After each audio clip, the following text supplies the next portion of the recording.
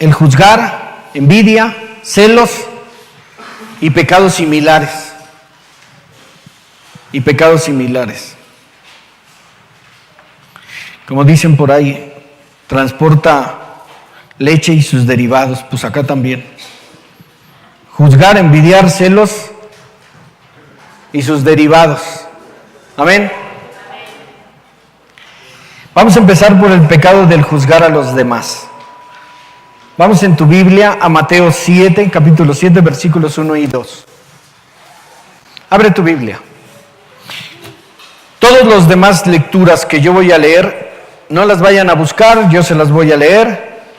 En la semana regresa a tu prédica y ponte a buscar para que veas lo que el Señor te quiere dar a entender. Hermano, ¿todas las semanas lees la palabra de Dios? ¿Todos los días? Amén. Amén. Los que son solteros y tienen novia, ¿qué tal le hablan a la novia? ¿Sí? Todos los días. Mi corazón, mi vida, no dejo de pensar en ti y en el Señor. Y en el Señor sí dejas de pensar. Así como te enamoras de la novia o del novio, enamórate del Señor. Igualito. Cuando tú encuentres, escúchame, cuando tú encuentres al Señor, te vas a enamorar de Él. A Jesucristo es imposible conocerlo y no seguirlo, seguirlo y no amarlo. Es imposible. ¿Ya están listos? Dice: no juzguéis para que no seáis juzgados, porque con el juicio que juzgáis seréis juzgados, y con la medida que medís os será medido. No juzgues, hermano, no juzgues. Primero tú, con lo que haces. Vamos a continuar. Encontramos que en el griego hay dos verbos para definir la palabra juzgar. Una de ellas es krino.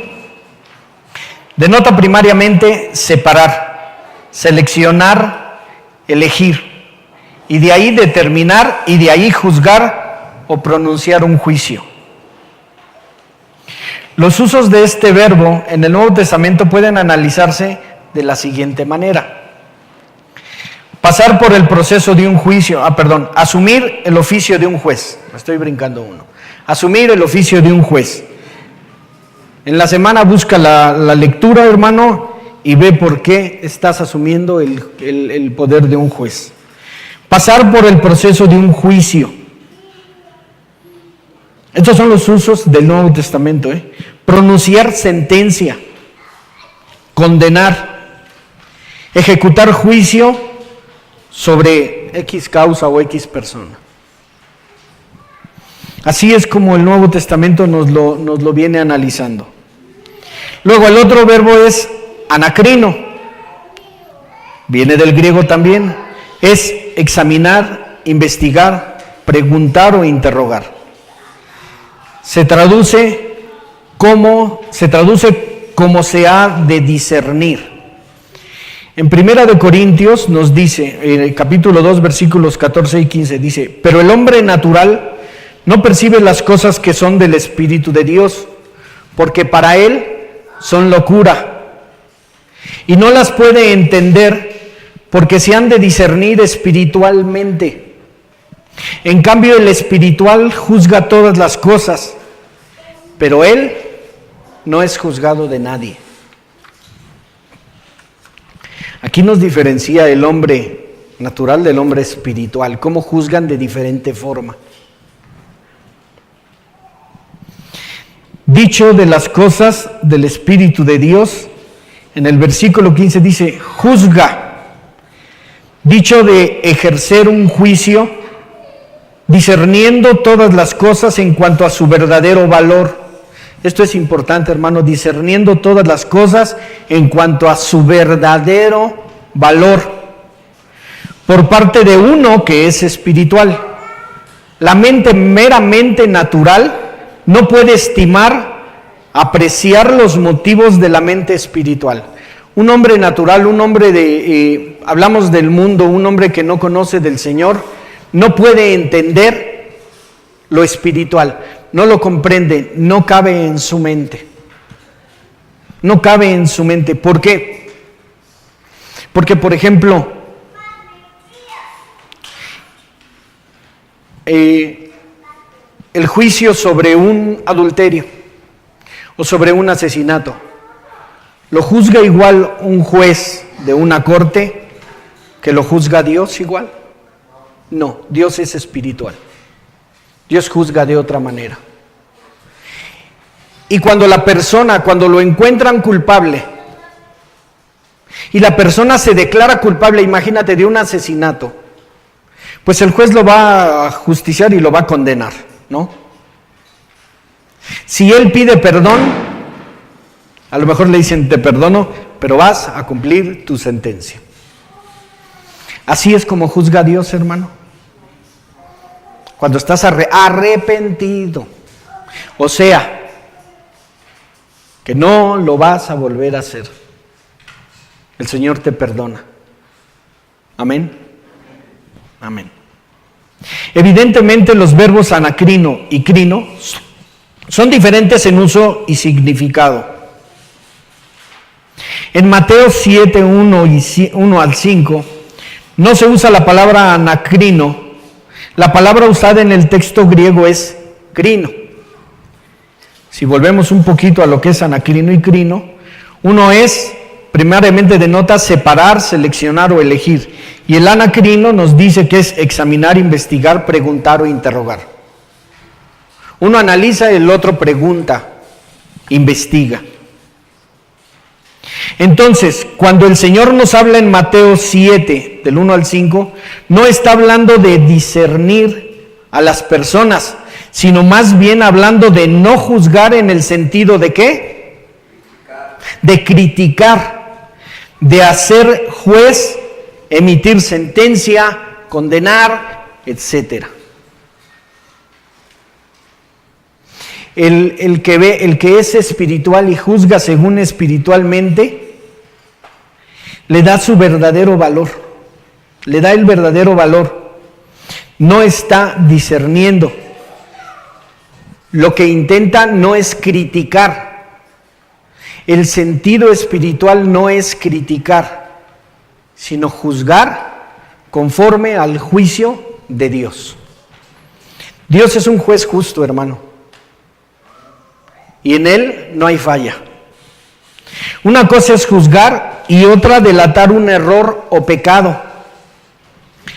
O pecado de alguien contra ti. Pero la palabra es verdadera.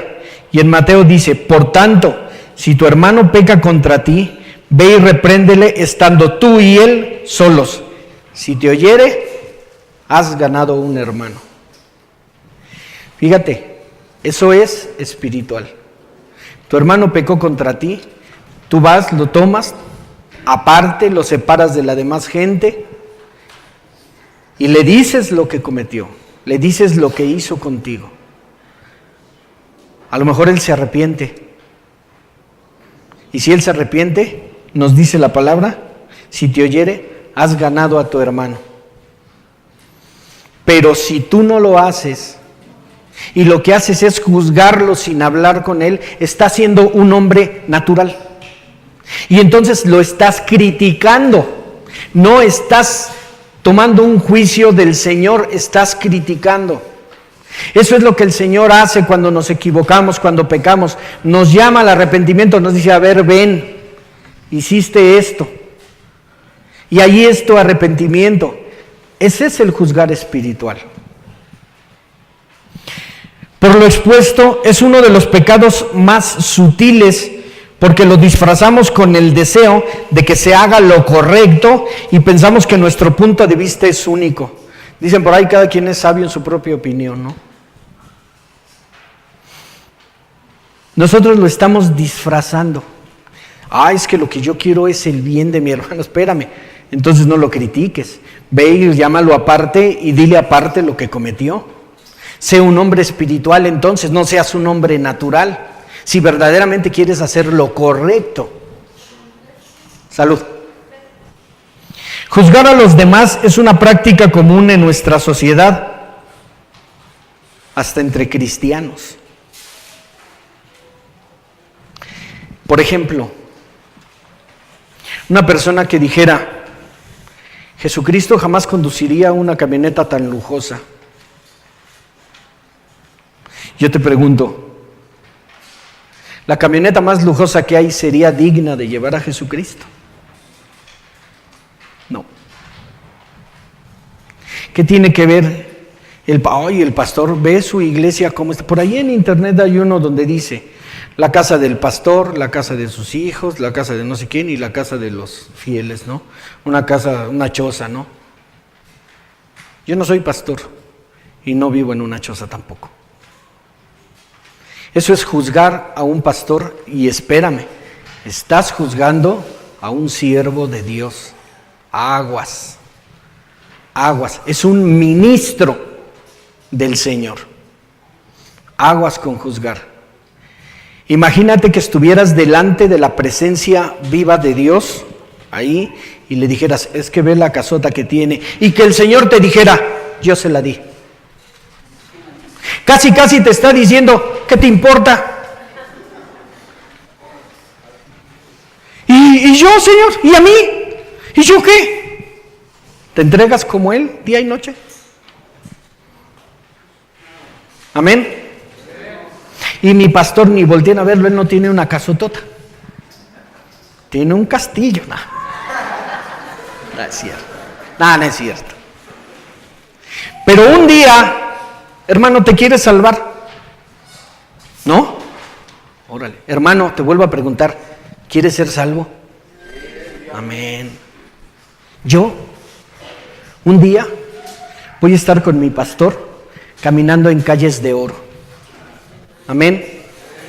Y ahí lo voy. Y ahí sí, espérate la casa que le va a dar el Señor. Espérate. Porque va a ser de tu envidia. No es cierto. Porque también te va a dar una a ti. Ok, no juzgues basado solo en tu opinión personal. Por ejemplo, la forma de vestir y adorar. En algunas iglesias van al servicio del domingo, y no estoy juzgando a ninguna iglesia, Los hombres vestidos con traje y corbata, yo solo cuando vengo a predicar. Y las mujeres con vestido por debajo de la rodilla.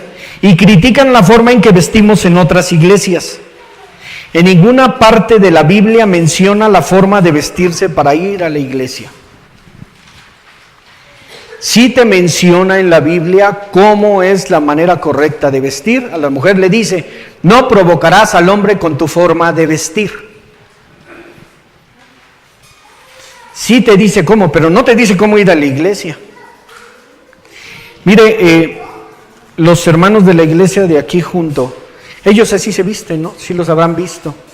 De traje, corbata, las mujeres de vestido abajo de la rodilla, en fin.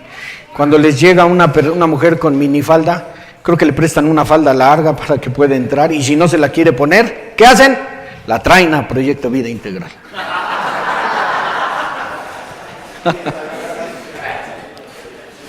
Ahí sí los aceptan. Es que usted viene a la otra iglesia, espéreme. Hermano, en ninguna parte de la palabra dice cómo tienes que venir a la iglesia. Dios ve tu manera de vestir. Le importa al Señor un cacahuate, exactamente. Lo que el Señor busca es tu corazón. Es tu corazón. Amén. Ok. Ellos dicen que esto es una falta de respeto para Dios. No es así. Peor que un vestido es un alma que juzga. Eso es peor que un vestido. ¿Se acuerdan cuando bajó el Espíritu Santo en el Pentecostés? Y salieron los apóstoles. Salieron los apóstoles a hablar. Iban vestidos de lujo, hermano. Iban vestidos con la presencia del Espíritu Santo. la vestimenta externa no importaba. Y dice en la palabra que se convirtieron como 3,000 personas en ese momento. Y que había gentes de muchas nacionalidades y todos entendían el arameo que Pedro estaba hablando. No se necesita un traje, hermano. Las alabanzas son himnos normalmente con órgano y piano. Esto es en algunas iglesias. No aprueban las guitarras y batería. Pero en la iglesia del Nuevo Testamento no había ni órgano ni piano. La primera iglesia no tenían órgano ni piano, ni violines, y alababan al Señor con cánticos. Se asombran de que nosotros bailamos, ¿no? Y esa de remolineando, ¿no? Hasta vueltas dan, no, estos están pero locos, pero locos. Sí, estamos locos por el Señor. Amén. ¿Cómo bailaba David? Y lo dice, su esposa se avergonzaba de él. Y él que decía, pobrecita de mi vieja, tan amargada, ¿no? Pues sí, ¿no? Y él le bailaba al Señor. ¿Tú crees que estaba mal? ¿Sabes cómo veía Dios su baile? En la palabra dice que cuando fueron sacados de Egipto y pasaron al otro lado del río, la hermana de Moisés y las mujeres se pusieron a danzarle al Señor de la alegría que tenían, de lo que el Señor las había librado. Bien. Pero también se da de aquí para allá. Nosotros somos fáciles presas de caer en criticarlos nosotros a ellos. Yo he escuchado una crítica que, para serte honesto, en algún momento me hizo gracia, porque ellos nos dicen que nosotros estamos mal, y hay quien aquí juzga que los que están mal son ellos. Dicen, cuando venga Jesucristo, dicen la palabra, que ellos se van a ir primero, porque primero serán levantados los muertos en Cristo. ¿Qué es eso? O sea, porque ellos no bailan, están mal. Porque ellos no danzan como nosotros, están mal. Porque no se visten como nosotros, ellos están mal. No, tampoco. Es su forma de adoración a Dios, nada más. Hermano, cuando te estás bañando, estás desnudo, obviamente. ¿Oras? ¿Alabas al Señor? Pues sí. Pues sí. Y yo le doy gracias a Dios por el agua que me está cayendo encima. Cuando nos fuimos al retiro en Semana Santa, le tuve que dar gracias al Señor por el agua fría. Dije, ay Señor, muchas gracias, pero no habría manera de que saliera calientita. Muy bien.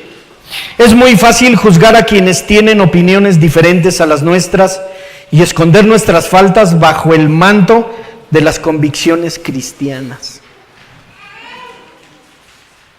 Dicen Romanos, ¿tú quién eres que juzgas al criado ajeno? Para su propio Señor está en pie o cae, pero estará firme, porque poderoso es el Señor para hacerle estar firme. Amén. En Mateo 7, 4 y 5, Jesús dijo, hipócrita, saca primero la viga de tu ojo. Esta viga en el ojo no es también el juzgar a los demás, no es a eso a lo que se refiere. Estás criticando a uno por X causa y tú estás cometiendo algo igual o peor.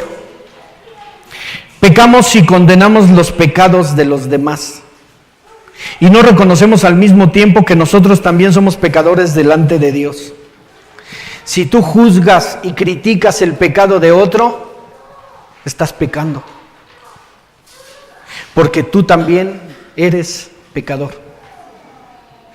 Por ejemplo, ¿por qué es el pensamiento de Dios? Por ejemplo, cuando en el pueblo de Israel Dios les dio, entre sus mandamientos les decía que trataran bien al extranjero. Trata bien al extranjero, recuerda que tú fuiste extranjero en otra tierra. Trata bien al pecador, recuerda que tú eres pecador. Y ora por él. Ten tantita misericordia y ora por él. Amén. Podemos expresar nuestro desacuerdo, pero evitando destruir a los demás con un juicio. Pero entre nosotros hay quienes lo practican de continuo. Estar criticando y juntarte con 1, 2 o 3 y estar haciéndole ver el pecado que cometió otra persona, estás pecando. ¿Y sabes qué es peor? Estás haciendo pecar a los demás, porque ellos van a emitir otro juicio. Vamos al inciso B, vamos a la envidia, los celos y pecados similares. En Proverbios 14:30 dice, el corazón apacible, ¿faltó? Se me fue. ¿Faltó una hoja aquí? Ok.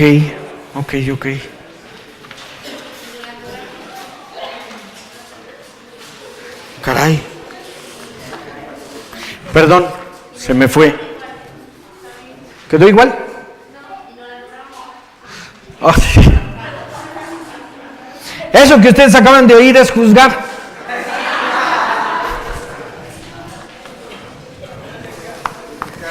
No, hermana, está bien.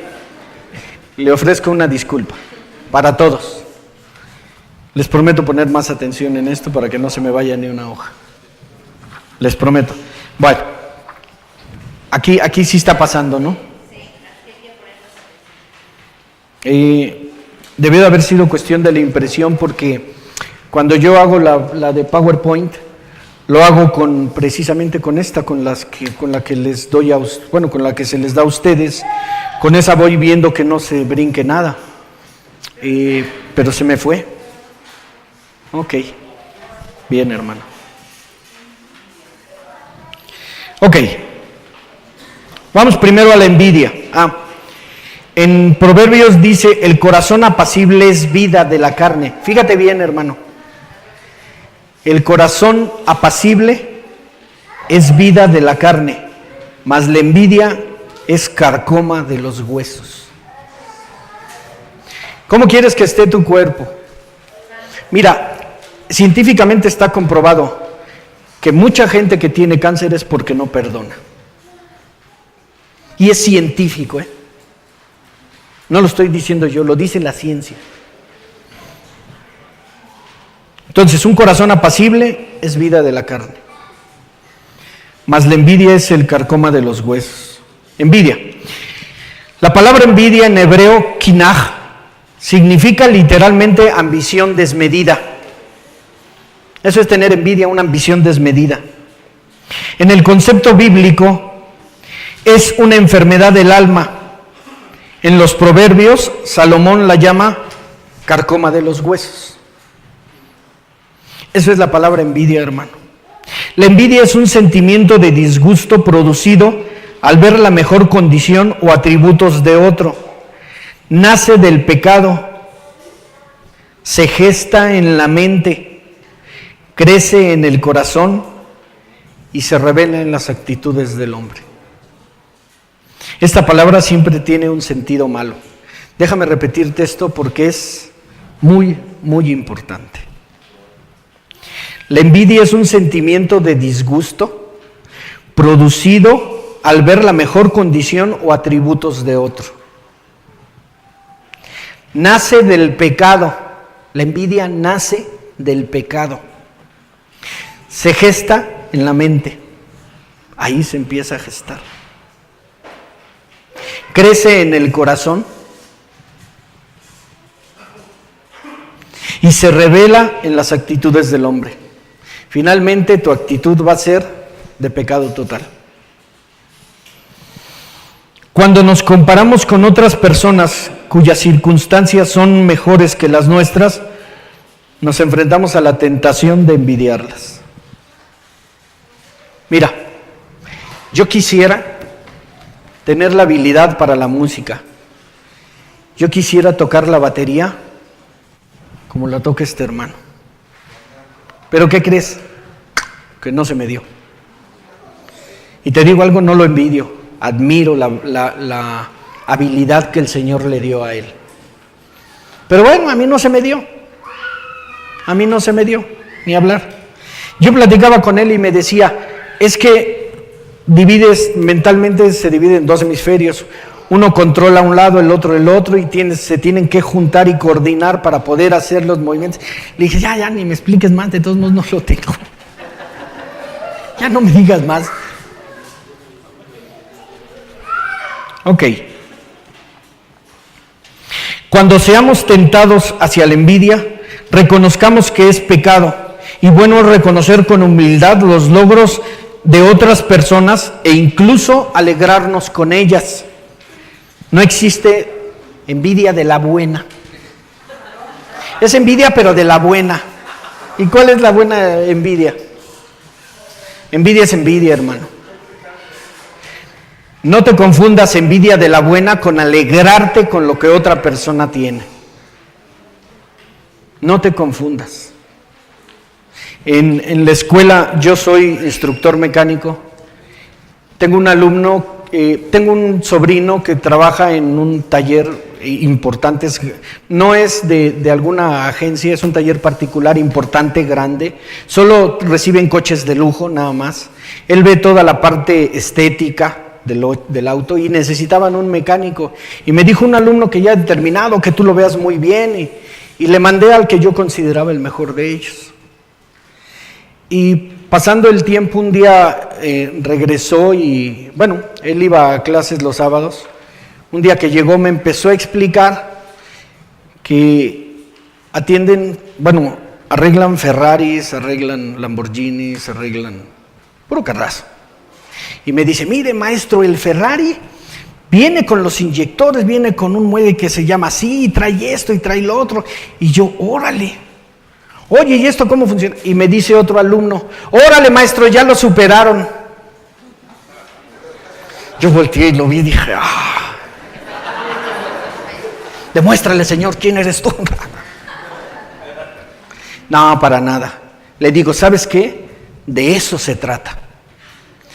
Yo soy un trampolín, nada más yo te enseño y tú me tienes que superar. De eso se trata. No se trata de que seas menos que yo o te quedes en lo mismo que yo. Se trata de que tú sobresalgas más. ¿Sabes qué? Las bases que él tiene, yo se las di. Y él sabe más hoy que yo. Qué bueno, me da gusto. Quiere decir que mi trabajo está funcionando. Por ahí hace rato me decían que un hermano está recibiendo muchos ataques del enemigo. Y le digo yo, qué bueno. Va bien. Entonces va bien. Hermano, ¿estás recibiendo ataques de Satanás? ¿Qué crees? Vas bien. Cuando ese cuate no te ataca, entonces vas mal. Porque no se preocupa por ti. ¿No es cierto? Pero tampoco te quedes en que, al fin que voy bien, ¿no? Chinca ahí, pero es que voy bien. No, sáquese qué. Ok. Entonces hay que reconocer, cuando seamos tentados hacia la envidia, reconoce que es pecado. A pesar de ser quizás uno de los menos graves, no deja de ser pecado. Y Pablo lo menciona en la lista de pecados viles y despreciables. Eso lo puedes ver en Romanos y Gálatas. Fíjate, es uno de los pecados más sutiles y Pablo lo llama vil y despreciable a la envidia. ¿A poco crees que Pablo envidiaba a Pedro? Para nada. Hasta lo reprendió una ocasión. En el Espíritu de Dios lo reprendió. ¿Tú crees que Pedro envidiaba a Juan? El único que envidiaba a los demás creo que era Judas. Y ve cómo acabó. Pobre. Dios nos libre. Ok. En los Proverbios dice, no tengas envidia de los hombres malos, ni desees estar con ellos. A veces nosotros podemos pensar en los políticos, ¿no? A veces podemos pensar en los diputados, en los senadores, y poder envidiar su posición y sus salarios. Casi 200,000 pesos un diputado, imagínate, mensuales. Exacto. O los narcos, todavía tienen más billetes que ellos. ¿No? El helicóptero ese que derribaron del ejército, no sé de dónde, fue casi con un misil que lo tiraron. Tienen lana los narcos, pero por montones. Pues no los envidies, hermano. No los envidies. No los envidies. Incluso menciona en la palabra de Dios que la riqueza de los malos será para los hijos de Dios. Lo dice en la palabra. La riqueza de los malos será para los hijos de Dios. No los envidies, hermano. No los envidies. Y sobre todo los diputados, ¿no? Que como que así sean muy honrados y honestos, pues no. Y los senadores, pues igual. Prometen mucho y a la hora de aplicarlo no ven el bien del pueblo, ¿no? Pero ¿sabes qué? Un día tendrán que rendirle cuentas al Señor. Yo te puse en un lugar para que vieras por mi pueblo qué hiciste con ellos. Pero ese es juicio de Dios, no nuestro. Amén. Dice en Proverbios 13:22, el bueno dejará herederos a los hijos de sus hijos, pero la riqueza del pecador está guardada para el justo. Amén. Vamos con los celos. Híjole, aquí entramos en un terreno sensacional. Los celos se definen como intolerancia a la rivalidad. La intolerancia a la rivalidad. Y no hablo de celos de una pareja, hablo de celos profesionales, de celos. ¿Puedes llegar a celar al pastor? Puedes llegar a celar. Yo veo cómo predica el pastor y no me dan celos ni me da envidia. Yo en mi oración le digo, Señor, hazme predicador como mi pastor. Hazme predicador como él. Y síguele dando la chispa que le das a él. Bien. Celos. ¿Es lícito tener celos? ¿Qué piensas, hermano? ¿Está permitido tener celos? ¿No? En la palabra nos dice el Señor, porque yo soy un Dios celoso. No acepta dioses ajenos, ídolos, y que los adoren en vez de Él. El Señor dice que es celoso. ¿Alguna vez adoraste un ídolo? Yo adoré un restísimo. Sí, yo era de los que iban y le ponían ahí en las iglesias sus milagritos, ¿no? Tengo carga de conciencia porque un día le prometí en una iglesia, le dije, a todos les voy a traer, y nunca lo hice. Tengo cargo de conciencia. Hermano, perdóname, son piedras. O sea que si yo agarro un pedazo de madera y lo tallo y le hago la forma de una virgen, ¿lo vas a adorar? Mejor a mí, yo lo hice a él. Pues sí, ¿no? Como dice mi pastor, dime quién hizo a Dios para adorarlo a él. Pues nadie. Por eso adoramos al Señor. Ok. Sí, hermano, los celos también pueden llegar a ser legítimos. Imagina a un hombre o mujer enamorando a tu cónyuge. Imagínatelo. A que se te ponen los pelos de punta. A que sí, a menos de que ya no quieras a tu cónyuge, ¿no? O que ya hasta te caiga gordo. Ah, sí, que se lo lleve. Sí, ¿no? Hasta le doy una lana. No, no es cierto.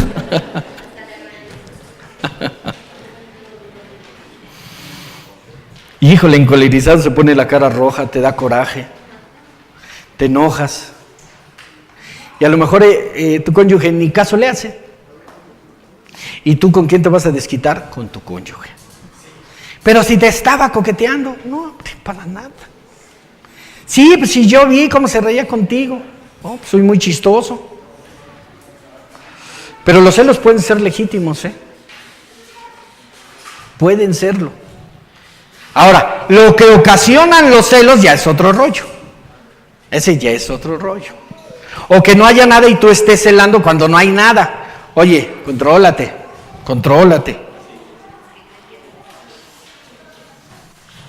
Pues si alguien está haciéndole a tu cónyuge caritas, Señor, hazme un toro de lidia y déjame irme. Le voy encima. Los celos pecaminosos vienen cuando tememos que alguien se convierta en una persona igual o superior a nosotros. Entonces vienen los celos pecaminosos. En la primera iglesia, muchos judíos se estaban convirtiendo al cristianismo y los sacerdotes y saduceos se llenaron de celos contra los apóstoles. ¿A poco los maestros de la ley, los fariseos, no tenían celos de Jesucristo? Hermano, arrasaba con multitudes el Señor. ¿Y sabes qué era lo peor para ellos? Que llegara hasta sus oídos, con unos cuantos peces y panes, le dio de comer a 5,000 hombres. Eso les llenaba más de celos. Esos celos eran pecaminosos.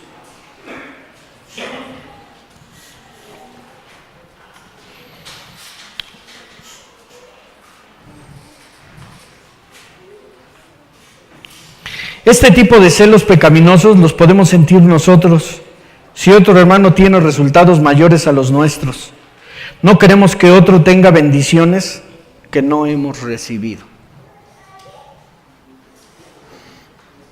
Aguas, hermano, con tener celos de otro hermano porque está recibiendo bendiciones que tú no.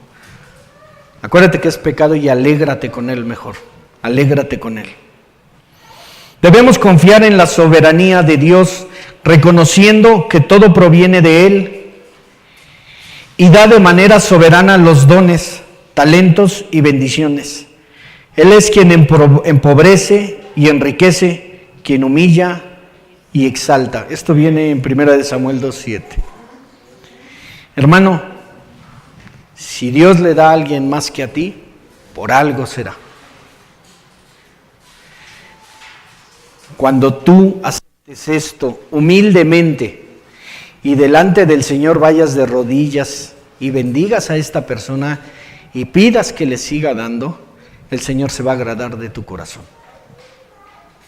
La paga final es la misma para todos. ¿Se acuerdan en la palabra cuando dice de que contrató uno para sus tierras, unos en la mañana, otros en la tarde y otros en la noche, y a todos les pagó lo mismo? ¿Cuál es el pago? La bendición de vivir eternamente con el Señor. Ese es el mismo para todos. Amén. Todos somos miembros del mismo cuerpo y todos tenemos talento y dones diferentes. Dios tiene un plan para cada uno de nosotros. Pon atención aquí, hermano. Dios tiene un plan para cada uno de nosotros. Dios tiene un plan para ti. Y te va a dar talentos y dones que no le va a dar a otros. Entonces alégrate. Porque en ese aspecto el Señor te está distinguiendo a ti. Amén. En Santiago 3, 14-16 dice: pero si tenéis celos amargos y contentación en vuestro corazón, no os jactéis ni mintáis contra la verdad, porque esta sabiduría no es la que desciende de lo alto, sino de lo terrenal, animal, diabólica, porque donde hay celos y contención, ahí hay perturbación y toda obra perversa. Donde hay ¿qué? Dice celos y contención, es decir, pleito, enojo. Ahí está la obra perversa de Satanás. Vamos al control. Este es uno de los pecados más sutiles que hay. Queremos controlar a los demás para beneficio propio y obtener lo que queremos y no por el beneficio de la iglesia.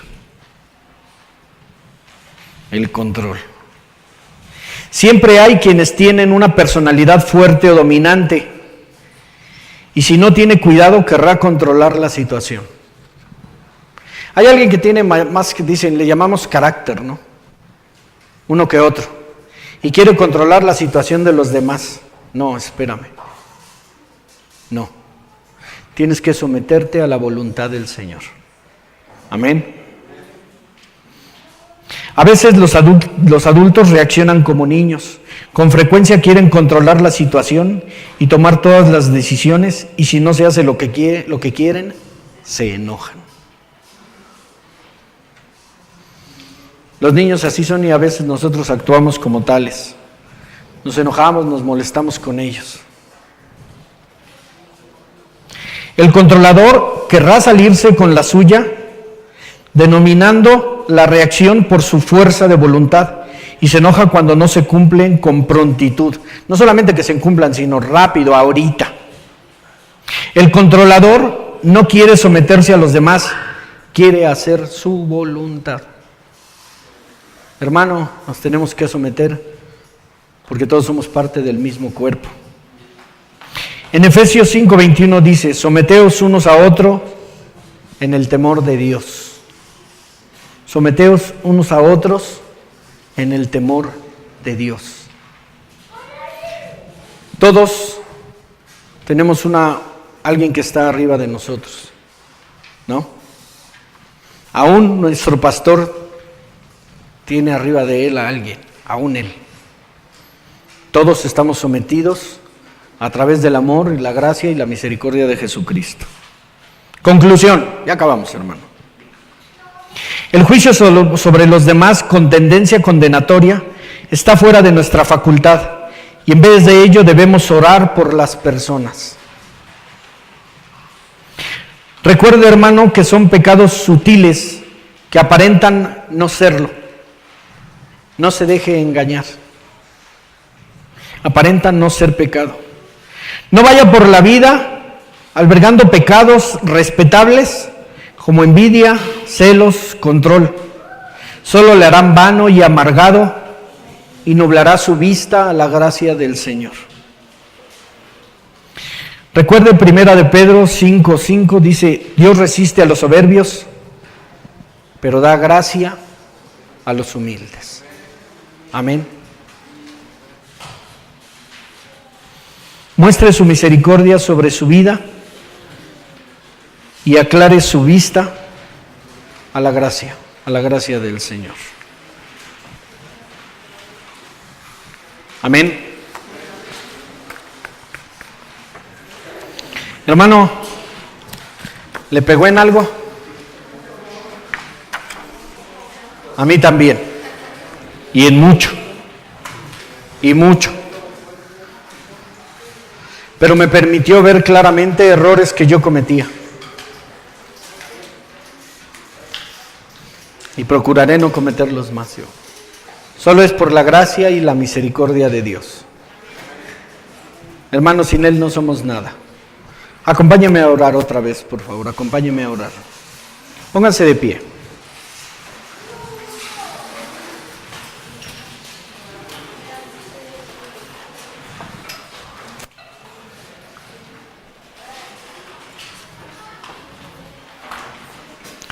Cierre sus ojos. Señor,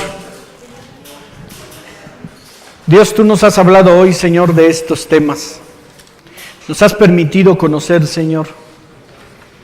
Nos has permitido entender que no debemos juzgar, tener envidia, celos, tratar de controlar, Señor. Y que todos estos pecados que a veces no veíamos como pecados, que creíamos que era algo normal, Señor, Tú nos has hablado hoy con tu misericordia y nos has mostrado que no es normal ni es algo que a ti te agrade. Permite, Padre, que cada uno de los que estamos aquí y aún nuestras familias podamos entender con claridad sobre tu gracia y tu misericordia y sobre lo que tú quieres, no solo con estos pecados, sino con todos y con todos los que estamos viendo, Señor.